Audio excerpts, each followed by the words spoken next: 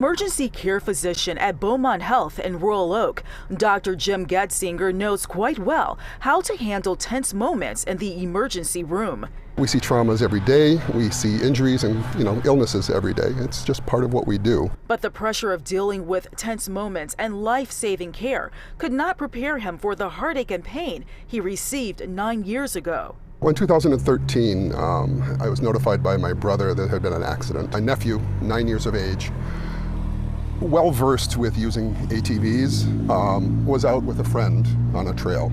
Something happened where the bike rolled over, trapping him. Dr. Getzinger's twin brother and his wife are also doctors, and they immediately ran to help their son, Andrew. They ran back quickly to find him. Unfortunately, it had sort of crushed him. He couldn't breathe. They immediately started CPR and transported him to the nearest hospital. But unfortunately, Andrew died from his injuries. And now Dr. Getzinger is also working to save lives outside of the emergency room by spreading awareness about youth safety and ATVs.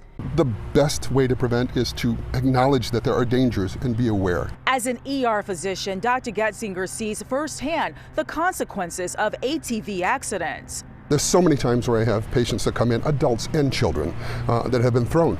And it's literally going 30, 35 miles an hour. And you might hit a tree, you might break bones, you might have dislocations. Head injuries are very common. The American Academy of Pediatrics recommends that no one under age 16 operate or ride on an ATV. The recommendation from the American Academy of Pediatrics is 16 and above. Certainly no 6-year-olds or under, and in between really needs to be supervised. When youth are riding on ATVs, medical professionals recommend the following. They should be wearing helmets. They should be wearing protective equipment. They should always be supervised. Andrew was wearing a helmet, but he was riding an adult-size ATV, which is not recommended. Have them have child-size ATVs, something that's smaller, something that's able to, be moved. Andrew keeps living through the gift of organ donation, and his mom authored a book to pay tribute to her son.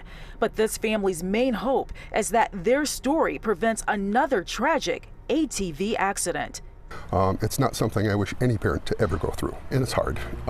We miss him every day. In Detroit, Ingrid Kelly, Fox 2 News.